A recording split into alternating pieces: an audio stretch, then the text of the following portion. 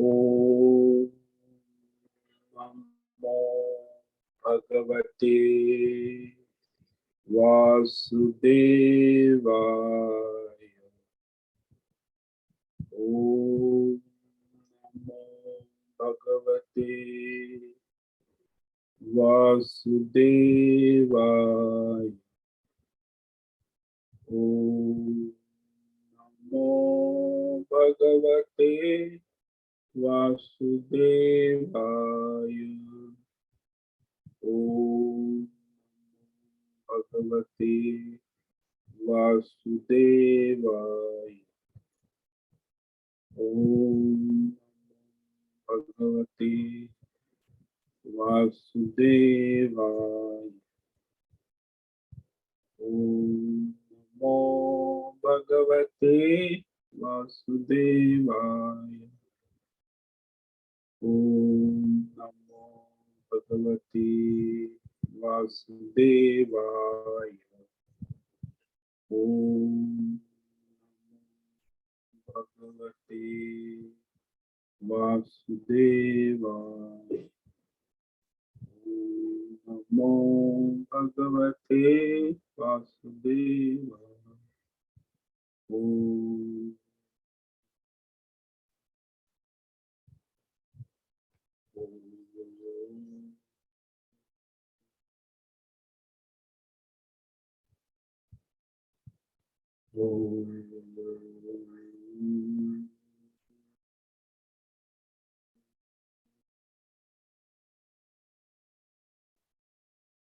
ओम श्री परमात्मने नमो नमः।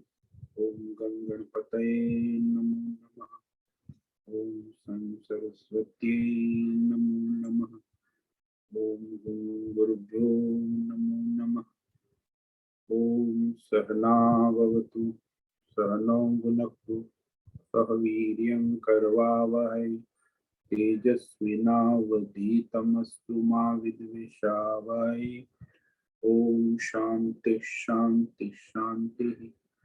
सदाशिवसमारंभां शंकराचार्यमध्यमाम् अस्मदाचार्यपर्यन्तां वन्दे गुरुपरम्पराम्।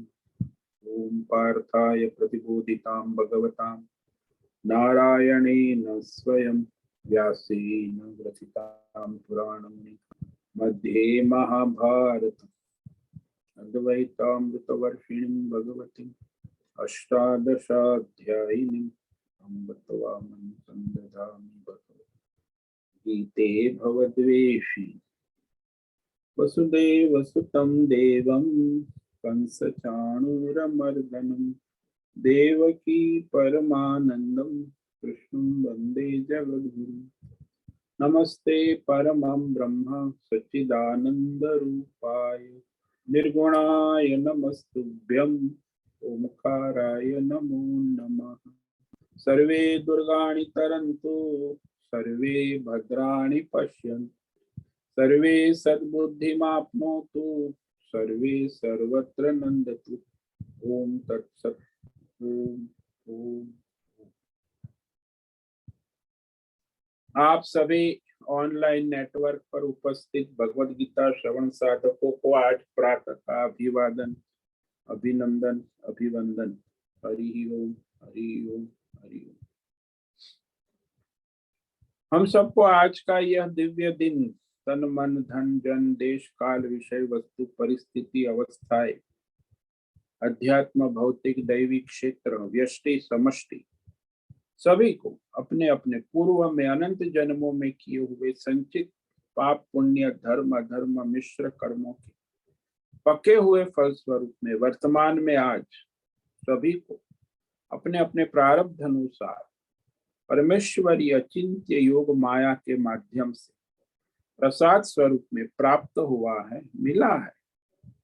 अतः आज का यह दिव्य दिन परमार्थ हेतु निष्काम सेवा यज्ञ देव यज्ञ ऋषि यज्ञ पितृयज्ञ मानव यज्ञ और भूत प्राणी यज्ञ सात्विक दान शारीरिक वाचिक मानसिक तप निष्काम कर्म योग ध्यान योग भक्ति योग ज्ञान योग साधना स्वाध्याय वेद शास्त्रों का अध्ययन, अध्यापन, उपासना, आराधना के लिए समर्पित करे और कराए।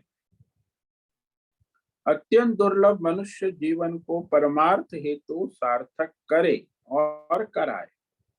आज विक्रम संवत 2080 भाद्रपद मास शुक्ल पक्ष की सप्तमी तिथि दोपहर को 1:34 तक है। उसके बाद अष्टमी लग जाती। आज है ज्येष्ठा नक्षत्र, ये सायं 7:33 तक है। उसके बाद मूल नक्षत्र लग जाता है। आज है शुक्रवार, देवी उपासना आराधना का दिन, और यहाँ वर्षा ऋतु है, बादल छाए हैं, और यहाँ रात्रि का न्यूनतम तापमान 21 डिग्री और दिन का 32 डिग्री। वायु की गति 5-10 किलोमीटर प्रति घंटा चल रही। गंगा जी में वर्षा का जल प्रवाहित हो रहा है। ईस्वी सन 2023 22 सितंबर 22 सितंबर 2023 आज सुबह के 7 बजने वाली, और कलयुग का प्रथम चरण 5248वां वर्ष 7वां वयोस्वत मनवंतर श्वेत वराह, ब्रह्मा जी का 26वां दिन और 51वां वर्ष चल रहा है। तो ऐसे अनंत कोटि ब्रह्मांडीय परमेश्वरी अचिंत्य योग माया में हमारा यह एक ब्रह्मांड, इस ब्रह्मांड में ये पृथ्वी लोक में समुद्र के ऊपर जम्बू द्वीप में विश्व का एकमात्र वैदिक राष्ट्र भारत, उत्तर हिमालय प्रांत में उत्तराखंड राज्य में टिहरी जिले में हिमालयन शिवालिक पर्वतमाला के अंतर्गत मणिकूट पर्वत के नीलकंठ महादेव के सामने ऋषिकेश नगरी में मुनि की रेती प्रांत में शीशम जाड़ी अवधूतबाड़ा आश्रम के पहले माले से, सी ब्लॉक के पहले माले से 5 नंबर कमरे से गंगा किनारे से हम स्वामी उत्तमानंद सरस्वती भगवत गीता के आचार्य, अद्वैत आचार्य, शिष्य स्वामी चिन्मयानंद सरस्वती महाराज चिन्मय मिश्र, कवलाद्वैत वेद व्यास भगवत पाद शंकराचार्य की श्रृंगेरी संन्यास परंपरा से दीक्षित सनातन वैदिक भारतीय हिंदू धर्म अनुसार संपूर्ण भगवत गीता ज्ञान यज्ञ ऑनलाइन चैतन्यमय जीवंत लाइव प्रसारण के अंतर्गत व्याख्यान माला में अध्याय 2 सांख्य योग के श्लोक नंबर 46 और 47 पर संस्कृत एवं हिंदी में व्याख्यान करेंगे। दिव्य पवित्र सरल व्यावहारिक सटीक पूर्ण वर्ण अक्षर पद वाक्य पंक्ति श्लोक अध्यायों की संगति संधि अन्वय शब्दार्थ वाक्यार्थ भावार्थ रहस्यार्थ के यथार्थ तात्पर्य सहित वैदिक शास्त्र वेद व्यास साहित्य शंकर भाष्य परंपरागत सन्यासी आचार्यों की टीका टिप्पणी सहित आज का यह भगवद गीता व्याख्यान करेंगे। कृपया आप सभी श्रद्धा भक्ति ध्यान से परिपूर्ण होकर के यह दिव्य श्रवण साधना करें और इसमें से कुछ ग्रहण करे, कुछ धारण करे, कुछ अपने जीवन में चरितार्थ करे और उसमें निरंतरता लाए। अपनी अपनी आध्यात्मिक भौतिक दैवी अशांति द्वंद्व मोह विक्षेपों से रहित होकर के, अधार्मिक अशास्त्रीय भ्रम भ्रांतियों से रहित होकर के अपने शरीर इंद्रिय प्राण मन वचन कर्म से एकरूप एकाग्र होकर के शुद्ध सात्विक सूक्ष्म भगवत विवेक बुद्धि करे, वेद शास्त्र एवं आचार्य परंपरा अनुसार विवेक करे और कराए।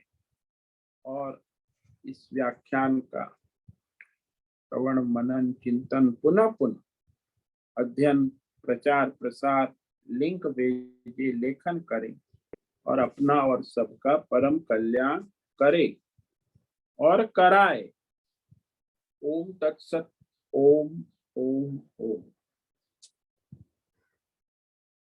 तो कल हमने श्लोक नंबर 46 पर व्याख्यान किया था, जिसमें भगवान ने कहा कि परमात्मा सर्वव्यापक है दृष्टांत के द्वारा, और जिसकी बुद्धि परमात्मा में हो गई है उसका फिर संसार के विषयों में कोई प्रयोजन नहीं रहता। यावानर्थ उदपाने सर्वतः संप्लुतोदके तावान् सर्वेषु वेदेषु ब्राह्मणस्य विजानतः।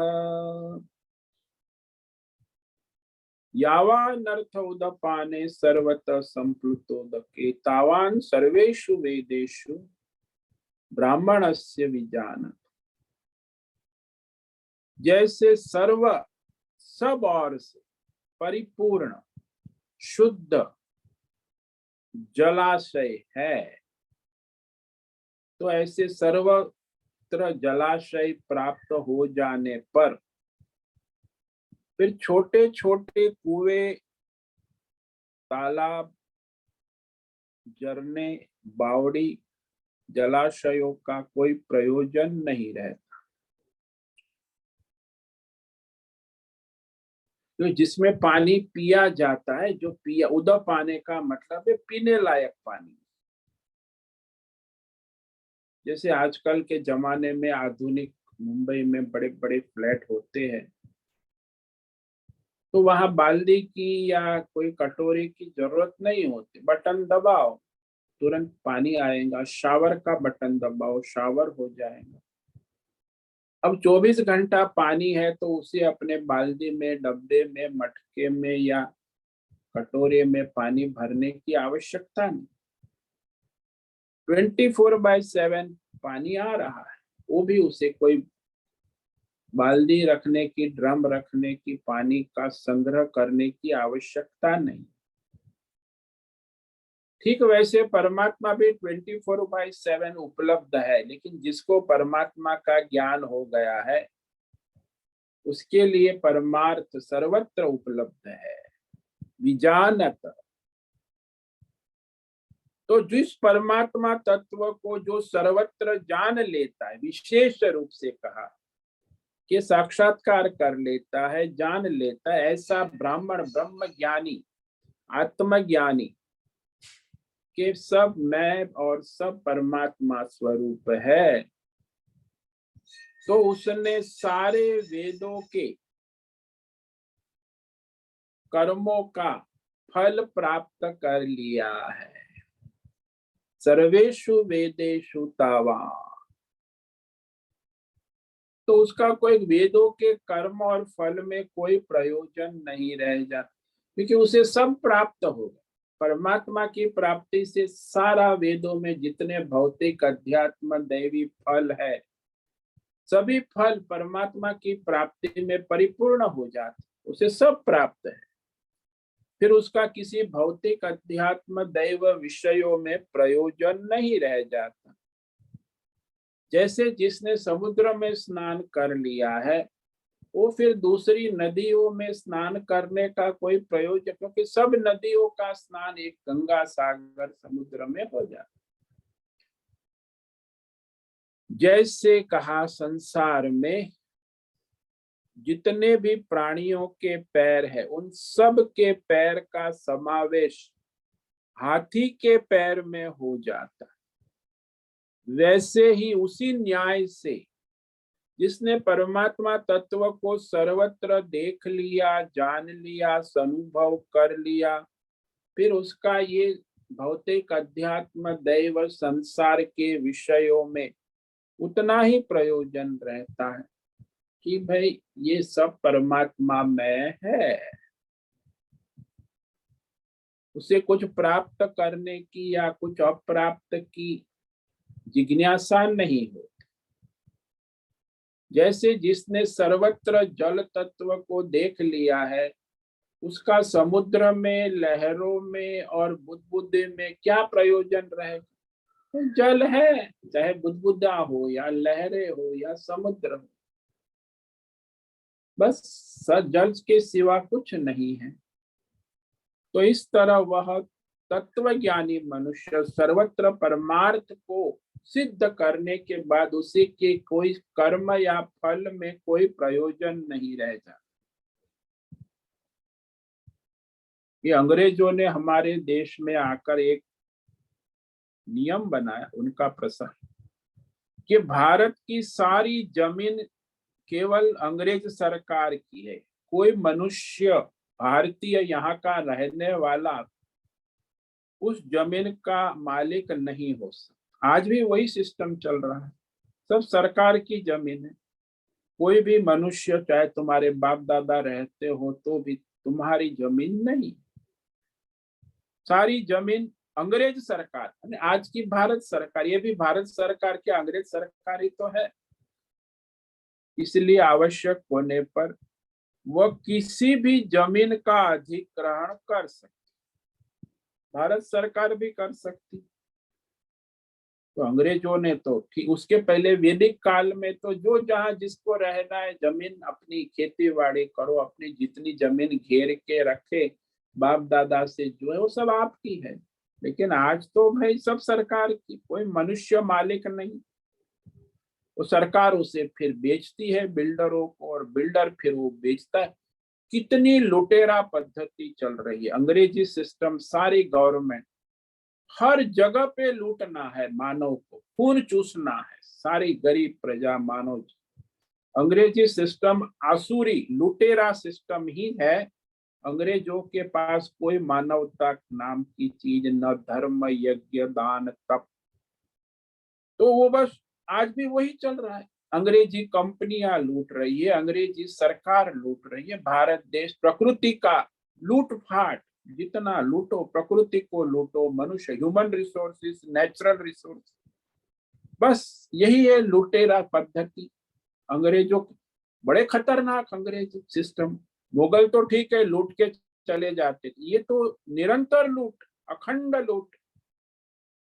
अंग्रेजी सिस्टम जो है आज सारी दुनिया में लुटेरा सिस्टम। प्रकृति का भी लूट करना है और मानव जात के भी, मनुष्य का भी, ह्यूमन रिसोर्स।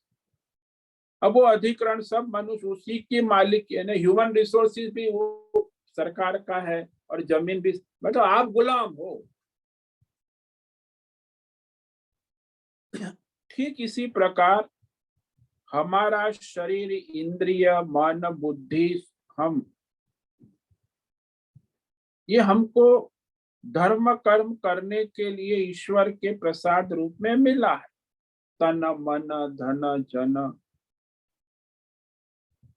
लेकिन हम इसके मालिक नहीं। मालिक परमात्मा है। इसीलिए जब परमात्मा चाहेगा तब हमारी इंद्रिय, मन, बुद्धि, चित्त, अहंकार कोई काम नहीं कर पाए। परमात्मा चाहेगा तो काम करेगा, नहीं चाहेगा तो। अब परमात्मा इंद्रियों को भी चलाता है, मन को भी चलाता है, तन मन धन जन भी देता है, धन भी लेता है। परमात्मा चाहे वैसे होता है।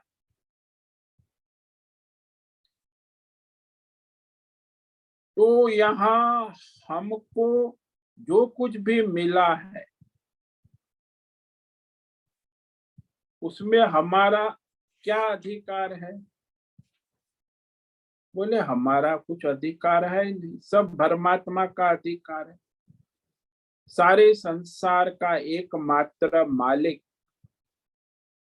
परमात्मा ही है और कोई हो भी नहीं सकता। तो ये जीवात्मा कर्ता भोक्ता नहीं है, परंतु हमने, जैसे अंग्रेजों ने हमारे देश में कब्जा कर लिया, गुलाम बन, ऐसे हमने भी अपने इस तन मन धन जन पर कब्जा कर लिया है, यानी शासन करने लग। शासन तो है नहीं फिर भी शासन। अंग्रेजों का बाप का है क्या भारत देश? लेकिन उन्होंने शासन किया 200 साल। हम लोग भी, ये कुछ हमारे बाप का है क्या? तन मन धन जन परमात्मा का दिया हुआ प्रसाद है। लेकिन हम बन गए अंग्रेज ने जैसे, हम भी अपने तन मन धन जन के मालिक कब्जा जमा के बैठ गए हैं। ये शरीर मेरा है, ये तन मेरा है, मन मेरा है, धन मेरा है, जन में परिवार मेरा है, देश मेरा है। अरे बाबा, जिसमें तुम्हारा कोई अधिकार नहीं है, उसमें अधिकार जमा कर बैठ गए। ईश्वर का प्रसाद मिला हुआ है, लेकिन बस इतना तो विवेक नहीं। परमात्मा चाहेगा तो आपकी एक भी इंद्रिया ठीक से काम नहीं कर पाए। ये हमें मिला है। धर्म किसके लिए मिला है? परमार्थ के लिए मिला है, धर्म कर्म करने के लिए। लेकिन उल्टा ही करते हैं, भोग विलास में, भोग संग्रह, काम क्रोध लोभ में डूब जाते।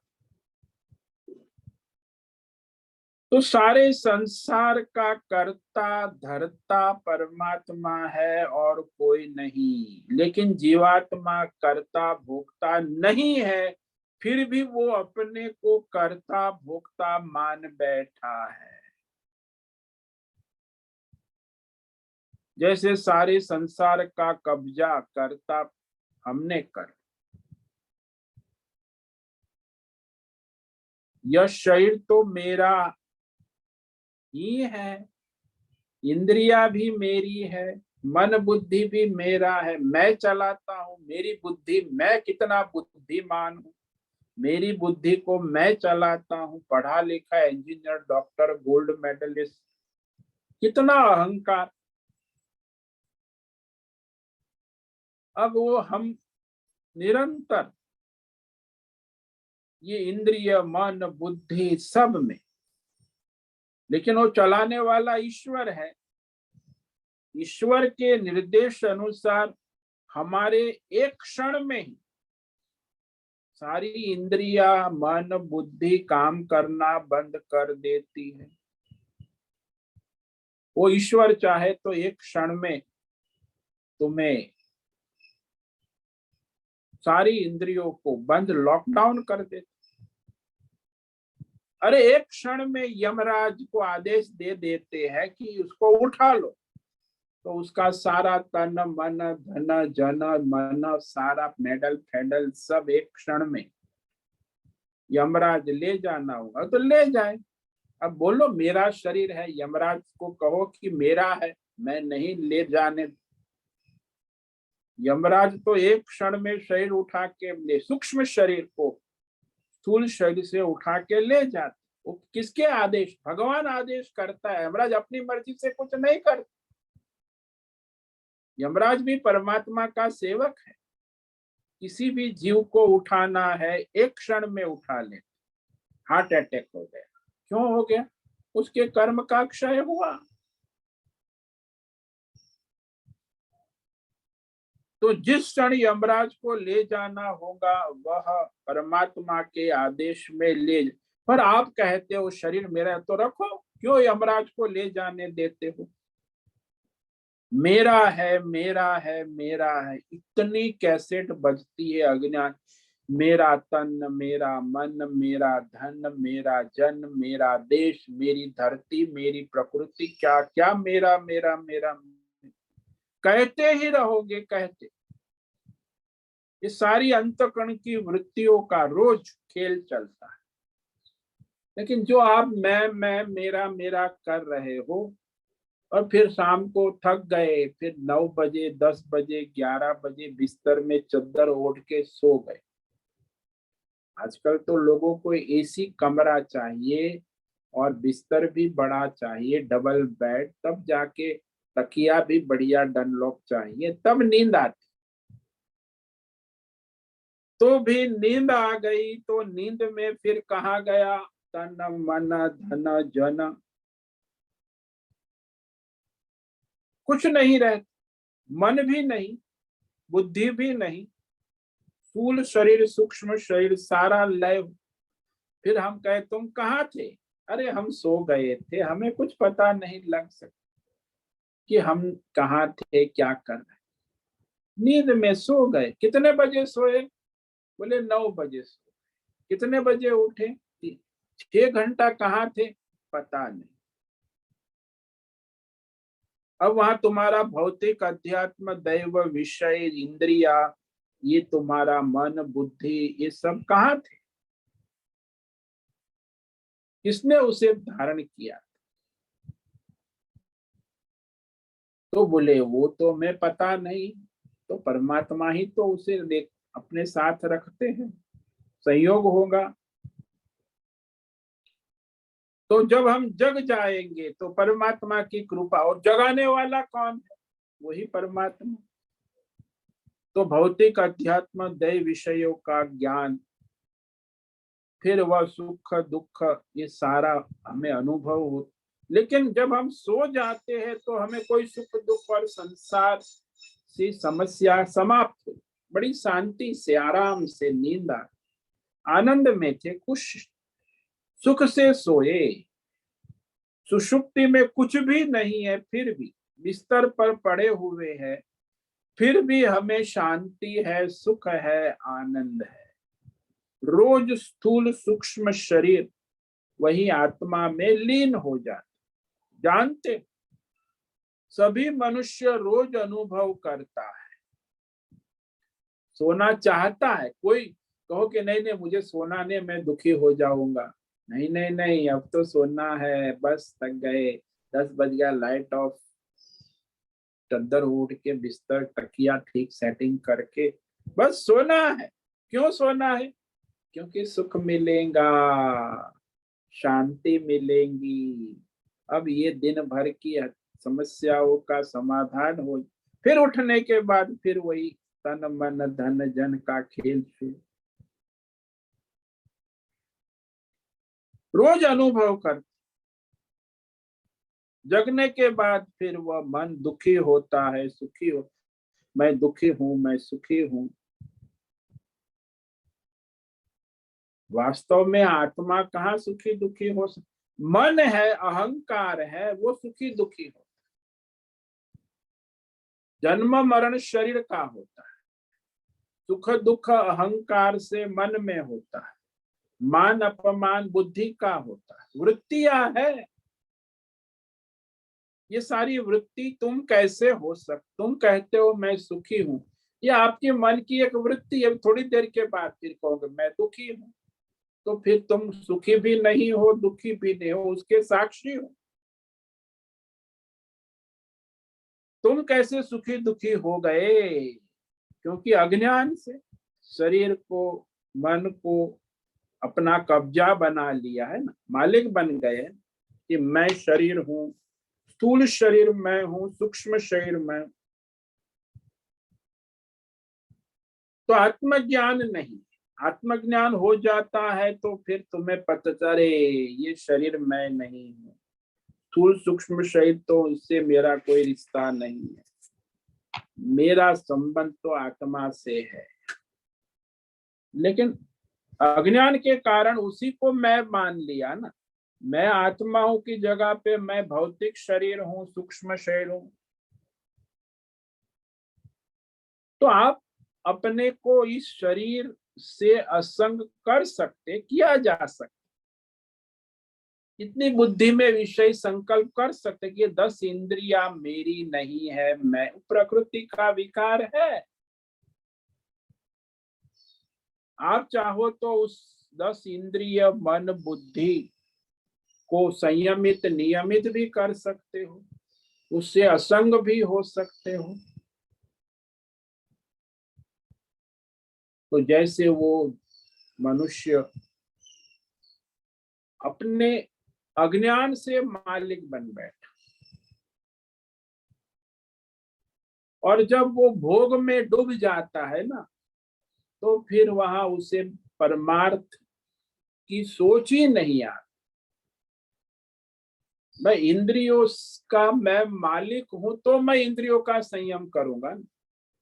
जब इंद्रियों का मैं गुलाम हूं तो इंद्रियों के भोग में ही डूबा रहूंगा, फिर कहाँ संयम नियम आएगा? तो जैसे अभी बताया कि जमीन कभी भी अनुग्रहित की जा सकती है, बस बात इतनी है कि वह सरकार में आपको अपना नाम दर्ज कराना होगा। ये सरकारी नहीं, मेरी जमीन है। फिर भी निश्चय है कि ये जमीन जायदाद मेरे नाम पर है। इसी प्रकार बार बार आपने ये जमीन जायदाद स्थूल सूक्ष्म शरीर को अपने नाम कर दिया है, तो फिर वो जन्म मरण और सुख दुख और मान अपमान चलता रहेगा। लेकिन पता चले कि मैं तो इसका मालिक हूं नहीं, ये तो भाई प्रकृति का है, शरीर मन इंद्रिया, मैं नहीं हूं। वो विवेक जिसको होता है, लेकिन ज्यादातर सुनने के बाद कि ये शरीर मन इंद्रिया मैं ही हूं, यही मैं हूं और ये संसार मेरा है, परिवार पैसा पद प्रतिष्ठान मेरे भोग के लिए संसार है। तो इस प्रकार बार बार जन्म मृत्यु किसका होता है? भौतिक शरीर का। और सूक्ष्म शरीर क्या करता है? वो सुखी दुखी मान अपमान भौतिक अध्यात्म व्यय विषयों की कामनाओं में घूमता रहता। लेकिन मैं ये भौतिक शरीर भी नहीं हूं और मैं ये सूक्ष्म शरीर भी नहीं हूं। लेकिन वो तो सुनने की बात है ना, वास्तविक निश्चय नहीं हुआ है। वास्तविक निश्चय तो यही है कि मैं शरीर हूं, मैं देवदत्त हूं, मैं बुद्धिमान हूं, मैं मनुष्य हूं, ये मेरा संसार है। ये जो गलत निश्चय है, अज्ञान पूर्वक हुआ निश्चय, उसे छोड़ना आवश्यक। ये निश्चय ही है। ये कोई आप शरीर हो, मन हो, बुद्धि हो, ये आपकी बुद्धि का दृढ़ निश्चय है अनादिकाल से, और इसे छोड़ना आवश्यक है कि ये मैं नहीं हूं। तो कहेंगे फिर मैं कौन हूं? अरे भाई, तुम सच्चिदानंद आत्मा पूर्ण हो, परिपूर्ण हो।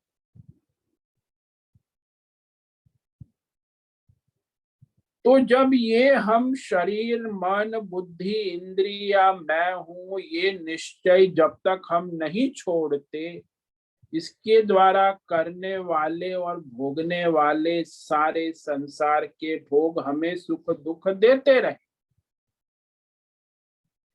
लेकिन हम यदि ये निश्चय कर ले कि नहीं, ये परमात्मा है, हमने जबरदस्ती इसको अपना मान लिया है, तो सुखी दुखी हो रहे। जैसे वो देवदत्त भिखारी का पात्र कर रहा है, बेचारा दुखी है, यहाँ ऋषिकेश त्रिवेणी घाट पर भीख मांग रहा है। कभी मिलता है, कभी नहीं मिलता है, कभी भूखा भी रहता है। अभी वो भिखारी का पात्र कर रहा है, दुख है, तन का भी है, मन का भी है, धन का भी है, जन। अब उसने मान लिया है कि मैं देवदत्त भिखारी, वो निश्चय वो छोड़ना नहीं चाहता। क्यों? क्योंकि अज्ञान है कि नहीं, वो तो सुपरस्टार कलाकार है, ये तो काल्पनिक पात्र है। देवदत्त भिखारी में वास्तविकता कुछ नहीं है, लेकिन उसने उसको वास्तविक मान ली। अब वो काल्पनिक पात्र को वास्तविक मानो, पात्र को करने वाला जो कलाकार है, वो उसका अज्ञान कि मैं कलाकार हूं। ये निश्चय उसको हो गया कि मैं सुपरस्टार कलाकार हूं और ये काल्पनिक पात्र उसकी स्क्रिप्ट के अनुसार हो रहा है। तो मुझे कोई भिखारी पना सुखी दुखी नहीं कर सकता।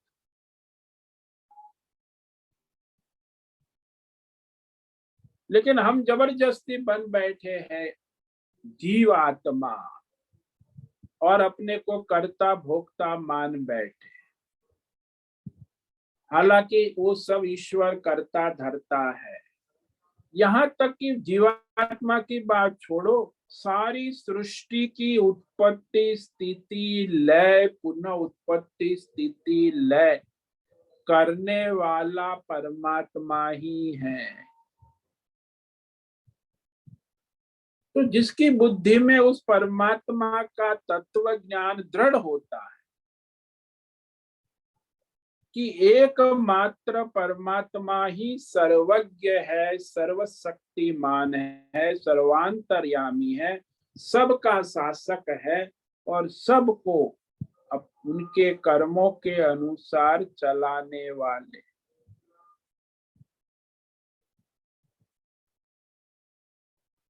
तो परमात्मा है। लोग कहते हाँ मैं मानता हूं, जानता भी हूं, सत्संग भी सुनता हूं, समझता भी हूं, फिर भी मुझे लगता है कि नहीं, मैं तो मनुष्य हूं, मुझे मेरा तन है, मन है, धन है।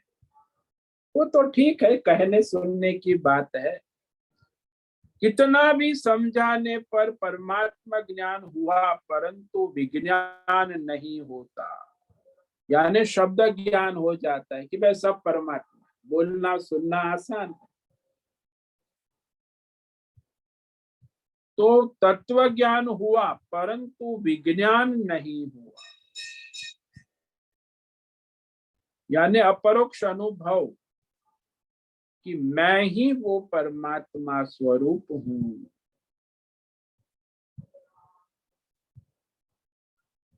तो ये जो मनुष्य को बुद्धि में जो अविवेक है, ऐसा निश्चय दृढ़ हो गया है कि मैं जीवात्मा ही हूं, यही अज्ञान। अरे भाई जीवात्मा नहीं, मैं परमात्मा स्वरूप। अब ये निश्चय जब तक बदलेगा नहीं तब तक तो जीव भाव में कर्ता भोक्ता सुखी दुखी होता रहेंगे। वास्तव में तो सृष्टि का कर्ता भोक्ता एक परमात्मा ही है। ऐसा जिसकी बुद्धि में दृढ़ निश्चय हो जाएगा तब उसे विज्ञान कहते। ज्ञान तो सबको होता है सुनने से सत्य, लेकिन बुद्धि में दृढ़ निश्चय नहीं होता कि वो केवल परमात्मा के सिवा और कोई सत्ता नहीं, परमात्मा ही कर्ता भोक्ता है। जैसे हमने वो दृष्टांत दिया था कि भाई आसमान में तारा आपने देखा, तारा फिर प्रकाश पुंज दिखा, फिर दिव्य पुरुष दिखा, और फिर वो क्रम से देवर्षि नारद की पहचान। ऐसे ये जीव जगत ईश्वर भिन्न भिन्न रूप में दिखते हैं, लेकिन जब वास्तविक विज्ञान होता है तो परमात्मा ही दिखता है। अरे ये तो परमात्मा ही है, यहाँ संसार नाम की कोई चीज है ही नहीं। परमात्मा की पहचान होना अपने आप में बहुत बड़ी उपलब्धि, लेकिन पढ़ समझ लेने पर, कुछ सोचने पर कि विषय के बारे में कि ये सब परमात्मा का ही स्वरूप है, ऐसी बुद्धि होना ये बहुत ही दुर्लभ है। थोड़ा स्पष्ट हो जाता है, धीरे धीरे स्पष्ट होता जाता है, ज्ञान भी होता है, लेकिन वास्तव में जो विज्ञान है, तत्व ज्ञान, इसलिए यहाँ कहा विजानतः ब्राह्मण सर्वेषु वेदेषु, विशेष रूप से जो ज्ञान होना, स्पष्ट बोध होना। जैसे तत्व ज्ञानी, उसे यहाँ ब्राह्मण शब्द कहा है कि तत्व ज्ञानी को सर्वत्र परमात्मा है, उसके लिए क्या कामना और क्या कर्म। दृष्टांत भी दिया ना कि सर्वत्र मीठा मधुर जल है, तो फिर उसे बावड़ी कुएं तालाब का क्या प्रयोग, या 24 घंटा घर में शुद्ध जल आ रहा है तो फिर उसे बाल्टी डब्बे टुब्बे ड्रम भरने की क्या आवश्यकता।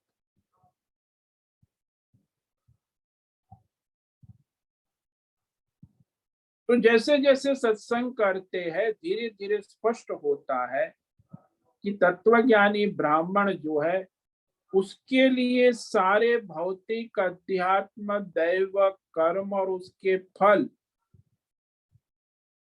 परमार्थ रूप में उपलब्ध हो जाते हैं, कि वो कर्म भी परमात्मा का स्वरूप है और फल भी परमार्थ के रूप में उपलब्ध हो जाते।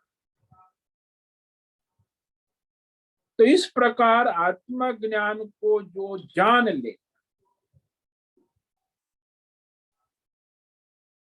कि परमात्मा के स्वरूप के सिवा और कुछ नहीं, तो उसके फिर कहाँ जाना कहाँ आना, आवागमन, कहाँ उसका जन्म होगा मरण होगा, कहाँ जाएगा, कौन सी कामना थी, कामना भी कर्म भी सब परमात्मा में है।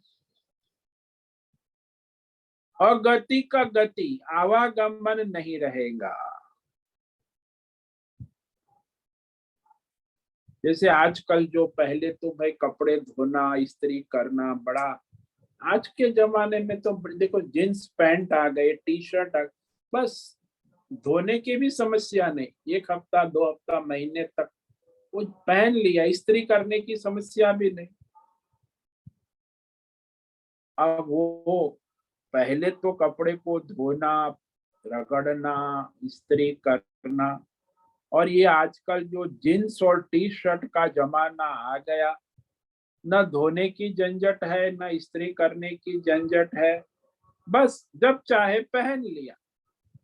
इसी प्रकार जिसे आत्मविज्ञान का अनुभव हो गया परमा, उसे किसी कर्म की जरूरत नहीं रह जाती, न किसी फल की आवश्यकता रहे, क्योंकि सारे भौतिक अध्यात्म दैव कर्म फल उसे इकट्ठे ही मिल गए, क्योंकि फल भी परमात्मा ही है, कर्म भी परमात्मा है।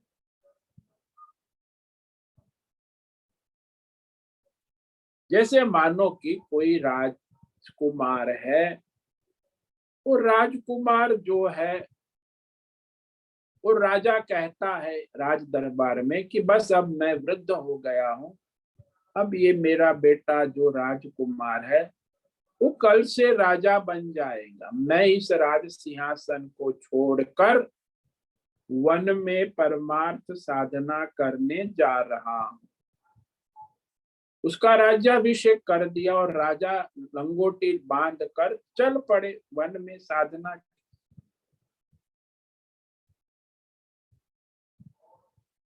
अब जब राजा ने राज्य छोड़ दिया और राजकुमार राजा बन गया, तो अब राज कौन करेगा, राज की समस्या और जिम्मेदारी किसकी होगी, राजकुमार की। अब वो राजा है, उसे राज दरबार चलाना हो। अब वो राजा को कोई चिंता है, हाँ वहां वो यदि आजकल के तो घर में बैठे रहते, राजा तो राज दरबार छोड़ना ही नहीं चाहता। अब वो वन में चला गया तो वो तो भगवान का भजन करेगा, अब उसे राज दरबार से क्या लेना थे कि मेरी प्रजा का क्या होगा, मेरा राजकुमार मेरा बेटे का क्या होगा, मेरी राजरानी पत्नी का क्या होगा, ओ मेरे परिवार का क्या होगा, मेरे सिपाही सैनिक राज्य सब का चिंता करेगा। अरे छोड़ दिया, भजन करेगा, गंगा किनारे झोपड़ी बनाकर फल फूल कंद मूल खा के ध्यान भजन करे। अब छोड़ दिया तो छोड़, तो परमात्मा के साथ जुड़ सकते। लेकिन आज के जमाने में तो कोई मरते दम तक गृहस्थ आश्रम भी नहीं छोड़ना चाहे, है मेरा पति मेरी पत्नी मेरा पैसा एफडी बैंक बैलेंस, तो फिर उसी में डूबे रहे। कितना समय लगा राजा को राज्य की सारी समस्याओं से मुक्त होने के लिए, बस एक लंगोटी बांधना है और सभी को नमस्कार करके विदा होना है, वन में किसी को आना है साथ में। राज रानी को कहा तू चलेंगी, बोले नहीं नहीं मैं तो यहाँ दरबार में अच्छी हूँ, ठीक हूँ, यहाँ सब सुविधा है, वहां जंगल में आपके साथ परेशान होने के लिए मैं क्यों आऊंगी, आप जाओ अकेले। तो राजा चले गए, भगवतमय हो गए।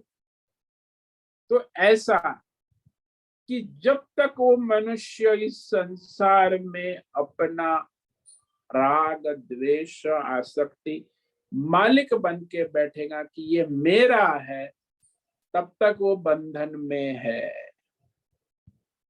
लेकिन जब उसे पता चलता है कि इसमें मेरा कुछ नहीं है, इसके मालिक शासक चलाने वाले परमात्मा है, वो सारे कर्म बंधनों से मुक्त हो गया।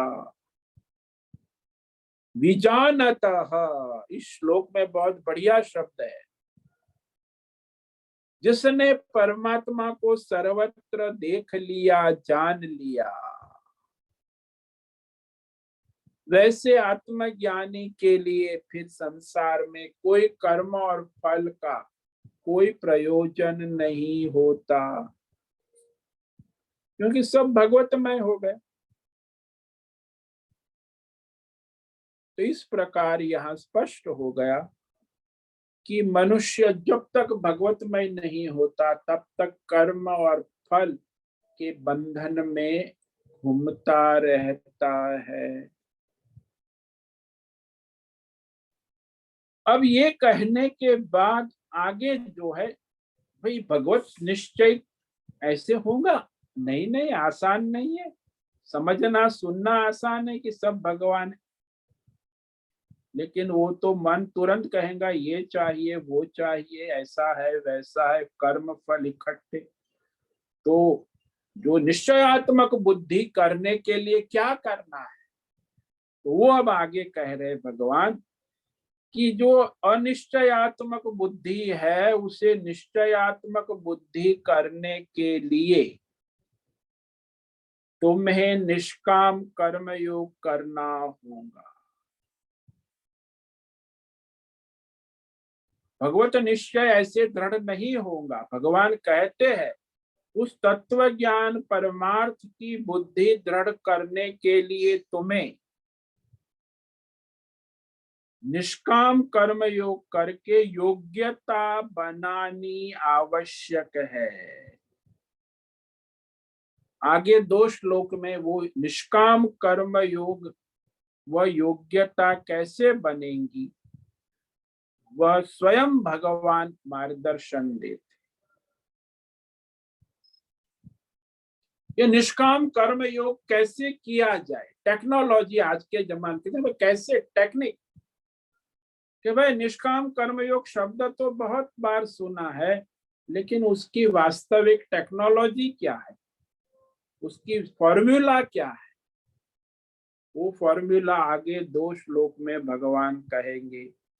और ये बहुत ही प्रसिद्ध, आपने कहीं भी गीता सुनी होगी, फोटो देखा होगा, तो ये श्लोक वहां अवश्य आपको दिखाई देगा। अब कोर्ट भी कई प्रवचन करते होंगे, लोग बोलेंगे कर्मण्येवाधिकारस्ते मां, यानी सबसे प्रसिद्ध गीता का श्लोक है, वो कर्म योग का रहस्य कहने जा रहे हैं। तो इस श्लोक को आज पढ़ेंगे, इस पर कल व्याख्यान करेंगे। कर्मण्येवाधिकारस्ते मा फलेषु कदाचन मा कर्म फल हेतुर्भू मा ते संगोस्त्व कर्मणि। अरे अर्जुन, कर्मण्येवाधिकार अस्ति, तेरे प्रारब्ध अनुसार तेरा स्वधर्म कर्तव्य कर्म करने में ही केवल अधिकार, यहाँ वहां भटकना नहीं। और उसका फल तो मैं दूंगा, ईश्वर के अधीन है, इसलिए फल में भी तेरा अधिकार नहीं। फल कब आएगा भगवान, फल का भी नहीं है। इसीलिए कर्म फल की तृष्णा को छोड़ दे के मुझे ये मिले वो मिले, तो कर्म फल की तृष्णा से प्रवृत्ति छोड़ दे और अपना स्वधर्म कर्तव्य कर्म में आलस्य प्रमाद और लापरवाही ना करे। अरे बाप, फल नहीं चाहिए तो क्या, कुछ नहीं करना, चुपचाप बैठो, बीड़ी पियो, सिगरेट पियो, शराब पियो, पत्ते खेलो, तंबाकू करो, गपशप करो, ये सब अकर्म। आजकल तो अकर्म का जमाना है। भाई फल, नौकरी है नहीं, काम धंधा है नहीं, तो बस अकर्म में पड़े रहो। बोले ऐसा भी मत करो, अपना कर्म सेवा भक्ति करना है तो कितनी सेवा है दुनिया। यहाँ गंगा किनारे घूमने निकल पड़ो, कितने यहाँ वहां कचरे पड़े, गंदगी है, साफ करके डब्बे में डाल दो, भगवान के नाम से सेवा हो। काम करने वाले के लिए सेवा हजारों सेवा, लेकिन जिसको करना ही नहीं, तो अकर्म में आसक्ति कभी ना हो, अपने प्रारब्ध अनुसार अपना स्वधर्म करते रहो। इस पर हम कल विचार व्याख्यान करेंगे। तो आज जिस श्लोक पर व्याख्यान किया वह तो परमार्थ विषयक श्लोक है। दृष्टांत के द्वारा बताया कि उसका तो संसार में कोई प्रयोजन ही नहीं रहता। यावानर्थ उदपाने सर्वतः संप्लुतोदके तावान सर्वेषु वेदेषु ब्राह्मणस्य विजानतः। जैसे सर्वत्र स्वच्छ मीठा मधुर जल उपलब्ध है जलाशय, तो फिर छोटे छोटे जलाशय का मनुष्य को क्या प्रयोजन रह सकता है। ठीक है, जिसे सर्वत्र परमात्मा दर्शन हो रहा है, परमात्मा तत्व को जानने वाला ब्राह्मण ब्रह्म ज्ञानी कि सब परमात्मा है, सब भगवान है, तो फिर उसका एक कर्म और फल और संसार के विषयों में क्या प्रयोजन रह सकता है। और वह तो जैसे जिसने समुद्र में स्नान कर लिया, उसे भिन्न भिन्न नदियों में स्नान करने का क्या प्रयोजन रहता। अरे सारी नदियां समुद्र में ही आके मिलती है, जल समुद्र में स्नान किया तो सभी नदियों के स्नान का पुण्य मिल गया। ओम नमो नारायणाय, ओम नमो नारायणाय, ओम नमो नारायणाय, ओम नमो नारायणाय, ओम नमो नारायणाय। कायेन वाचा मनसेन्द्रियैर्वा बुद्ध्यात्मना वा प्रकृते स्वभावः करोमि यद्यत् सकलं परस्मै नारायणायेति समर्पयामि। ओम सर्वे भवन्तु सुखिनः, सर्वे सन्तु निरामयाः, सर्वे भद्राणि पश्यन्तु, मा कश्चित् दुःखमाप्नुयात्। अस्तु मा सद्गमय, तमसो मा ज्योतिर्गमय, मृत्युर्मा मृतंगमय। ओम पूर्णमद पूर्णमिदं पूर्णात् पूर्णमुदच्यते पूर्णस्य पूर्णमादाय पूर्णमेवावशिष्यते। ओम शांति शांति शांति। शंकरं शंकराचार्यं केशवं बादरायणं सूत्र भाष्य कृतौ वंदे भगवन्तौ पुनः पुनः। ईश्वरो गुरुरात्मीति मूर्ति भेद विभाग व्योमवद् व्याप्त देहाय दक्षिणामूर्तये नमो। ओम गुरुभ्यो नमो नमः। ओम तत्सत् ब्रह्मार्पणमस्तु। ओम ओम ओम।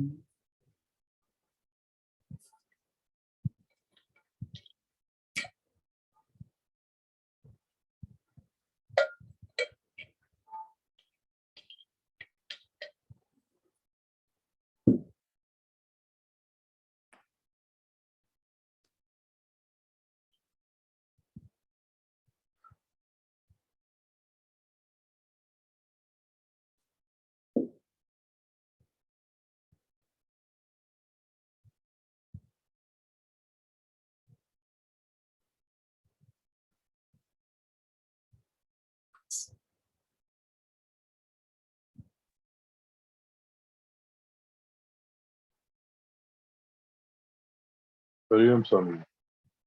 हाँ बोलो। शोभन रतिलाल व्यास, वडोदरा। स्वामी जी, ये जो अभी कर्म का है, अभी जब हम सांसारिक है, जन्म हुआ, जन्म हुए, बड़े हुए, शादी ब्याह, परिवार हुआ, ये सब, तो ये सब चीज के लिए जो कर्म करना है तो सब कुछ करना पड़ता है। तो जो हम ईश्वर भाव से करें कि भाई, और उसका कि मेरे को उसका बेनिफिट क्या मिलेगा, ये करूंगा तो क्या, पर वो भाव नहीं रखे तो अपने आप प्रभु कृपा रहेगी तो कैसे करना चाहिए, वो थोड़ी दुविधा है।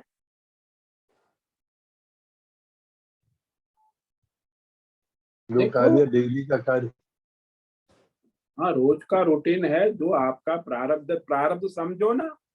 मानो कि आप आज जो हो, तन मन धन जन, ये आपका प्रारब्ध है। उसमें परिवार भी है, पैसा भी है, बैंक बैलेंस भी है, शत्रु भी है, मित्र भी है, तन है, मन है, इंद्रिया है, स्थूल शरीर है, सूक्ष्म शरीर है, जो भी आपके पास अवेलेबल है ऑन द फ्लोर, ये आपका प्रारब्ध है। वो प्रारब्ध जो है, उस प्रारब्ध के अनुसार वर्तमान में आपका क्या स्वधर्म है, कर्तव्य है, वो भी करना है। लेकिन मुझे क्या फायदा होगा, नुकसान, ये न सोचकर ईश्वर की सेवा रूप में निष्काम भाव से करना है। चाहे कोई भी सब आएगा, में ईश्वर है, सब सब में में ईश्वर ईश्वर भाव है। रख, उस सब में ईश्वर भाव रखना होगा, नहीं तो गड़बड़ हो जाए। भाई आप जब पत्नी आएंगी, बच्चे आएंगे, बिजनेस आएगा, तो ये सब ईश्वर का है, मैं ईश्वर की सेवा कर रहा। तो वह जो विजानत शब्द पिछले श्लोक में है कि वह विशेष रूप से आपके बुद्धि का निश्चय दृढ़ होना चाहिए कि ये मैं ईश्वर का है और मैं ईश्वर की सेवा कर रहा हूँ। ये पत्नी हो या बच्चा हो या बहन हो या भाई हो या बिजनेस हो, ग्राहक आया है, कि ये जो भी है ईश्वर का है सब, और मैं ईश्वर को सेवा करने वाला समर्पित, कि मुझे ईश्वर ने ये मौका दिया है तो मैं ईश्वर की सेवा में हूँ। नहीं कि अपनी कामना, वासना और संस्कार और फल की तृष्णा में डूबा हूं, तब परेशान हो जाओ। आप अपनी कामना, वासना, तृष्णा और फल की तृष्णा से सब व्यवहार करोगे तो लड़ाई होगी। पत्नी ये ऐसा कैसे किया, ये वैसा, बच्चे भी कुछ उल्टा सीधा कहे। तो आप भगवत भाव से अपना स्वधर्म करो तो वो आपका कर्म योग हो जाएगा। कर्म योग के फॉर्मूला आगे 2 श्लोक में बताएंगे, टेक्नोलॉजी कैसे आप इस संसार में, अर्जुन भी वहां युद्ध के मैदान में, आप भी युद्ध के मैदान में, आपके आसपास भी तन मन धन जन परिवार आपका प्रारब्ध है। उस प्रारब्ध को आप छोड़ नहीं सकते। वो अपने प्रारब्ध के अनुसार अपना स्वधर्म कर्तव्य ईश्वर बुद्धि से, ईश्वर समर्पित भाव से बहुत अच्छी तरह धर्म के अनुसार निपुणता से सावधानी पूर्वक करना है। उसमें भी लापरवाही नहीं चलती। पर सामने वाला जो अपने से नाराज होता है या कटु शब्द से बोलता है, अच्छी तरह व्यवहार नहीं करता, तो क्या करे? तो भी सामने ईश्वर की रिटेलिएट इच्छा करे का कि जो शांत? मैंने सद्भाव से किया, वो अपने, चाहे उसने मुझे गाली गलौज की, मेरा अपमान कर दिया, मैंने अपना स्वधर्म ईश्वर को समर्पित भाव से किया। अभी वो संतुष्ट हुआ या असंतुष्ट हुआ, वो उसके कर्म जाने, उसका प्रारब्ध होगा। तो उसे हमें प्रसाद रूप में स्वीकार करना होगा। वो हमसे दुर्व्यवहार करेगा या सद्व्यवहार, हमने तो अपना सद्भाव व्यक्त कर दिया, ये तो चलेगा ही। दोनों द्वंद्व, द्वंद्व में हमें हमें, गरम नहीं, हमें हाँ, हमें रिटेलिएट नहीं ईश्वर भाव करना है। रख, हाँ, द्वंद्व में समता रखनी है। क्योंकि वो द्वंद्व होगा, व्यवहार करोगे तो कोई मान देगा, कोई अपमान देगा, मान अपमान तो होगा, चाहे आप कितना भी। अच्छा मानो कि मैं साधु हूँ, किसी को कुछ दे रहा हूँ प्रसाद, अरे ये बाबा ढोंगी है, वो दूसरा मुझे कहने वाला, वो भी, तो मुझे क्या परेशानी होगी? तो कहने दो ढोंगी, मैं तो अपना सेवा प्रसाद भगवान को अर्पण कर रहा हूं। तो कोई किसी को भी कुछ भी कहने का मान अपमान तो रहेगा, लेकिन हमारी उस दोनों में भगवत बुद्धि की हमारा प्रारब्ध है। शायद मैंने पिछले जन्म में उसका अपमान किया होगा, तो आज वो मेरा अपमान कर रहा है, हिसाब पूरा हो रहा है, ईश्वर की कृपा हो रही है। अब उसमें हम रिएक्शन करेंगे, मान अपमान, एक्शन रिएक्शन, तो और कर्म बंधन होगा अनेक जन्मांतर, मान भी होगा, अपमान भी होगा। हम तो धर्म कुछ भी करेंगे, पर हमें भी, साधु है हमारा जीवन है, फिर भी लोग हमारे भी अपमान करते हैं, विरोध करते हैं। घर में भी ऐसा होगा, माँ बहन भाई, कोई संतुष्ट होगा, कोई अपने से नाराज होगा, कोई प्रसन्न होगा।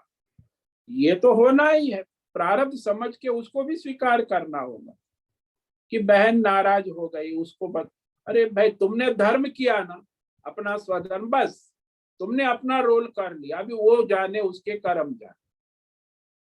कोई सुखी हो, कोई दुखी हो, कोई हमसे नाराज हो, कोई हमसे प्रसन्न हो, वो हम क्या कर सकते, वो उसके कर्म। हमने तो परमार्थ किया ईश्वर के लिए, धर्मार्थ जो हमारा स्वधर्म है कर लिया,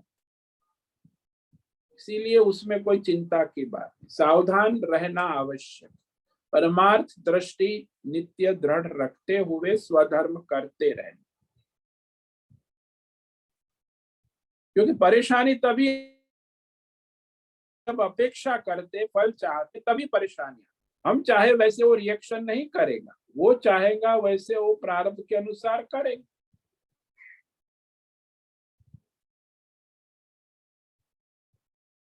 तो ये तो चलता ही रहेगा द्वंद्व जीवन में। वो द्वंद्व में समता और ईश्वर भाव रखना हमेशा, हमें तो चाहिए बस पॉजिटिव, सब गुडी गुडी, ऐसा तो होने वाला है नहीं कभी, हमारे जीवन में भी नहीं हो रहा है, हमें भी तो दोनों द्वंद्व का सामना करना पड़ता है। साधु जीवन में तो आप तो संसारी हो, ये द्वंद्व तो हमेशा फेस करना ही होगा, चाहे अपने स्वजन हो या परिजन हो। क्या हमारा स्वधर्म हमने ईश्वर के लिए कर लिया, बस हमारा मन भगवान से जुड़ा है, वही परमार्थ, वो निश्चय दृढ़ होना चाहिए बुद्धि। और वहां ये बात है कि हमें स्वधर्म धर्म के अनुसार, शास्त्र के अनुसार किया, सबके हित भले के। मानो कि मैं एक एग्जाम्पल आपको दूं कि आपने सबके हित भले के लिए किसी मंदिर में, आश्रम में 11,000 दान दिया, तो आपकी पत्नी और बच्चे के क्या पापा ये सब बकवास कर, 11,000 दान देने से वो नाराज हो गए।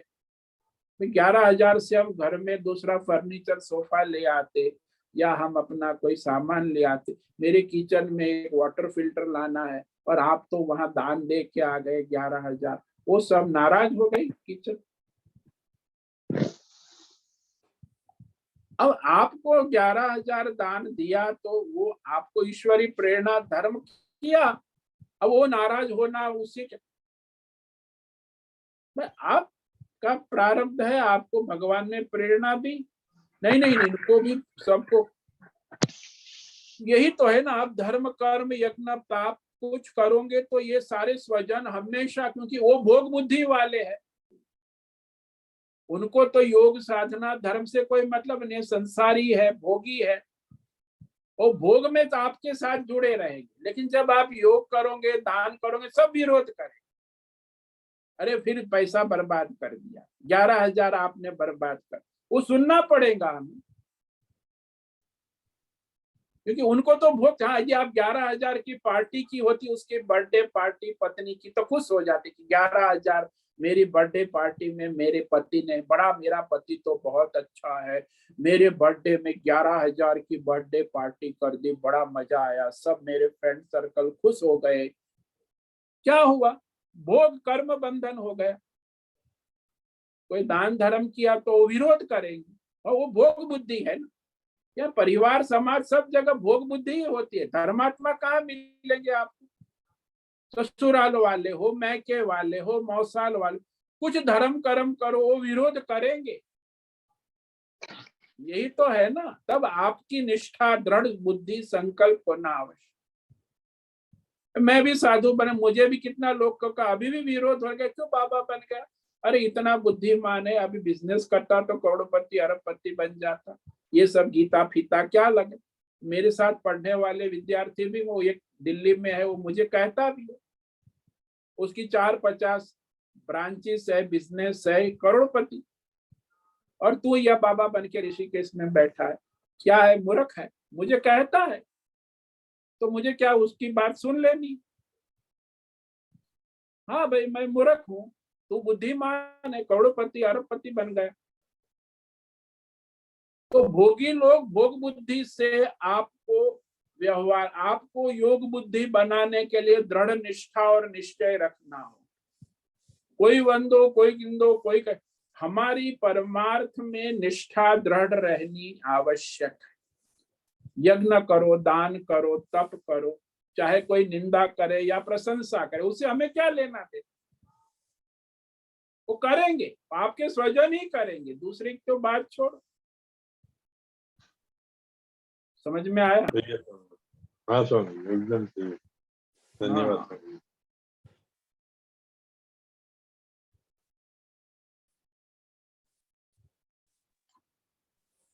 नमो नमो गुरुदेव।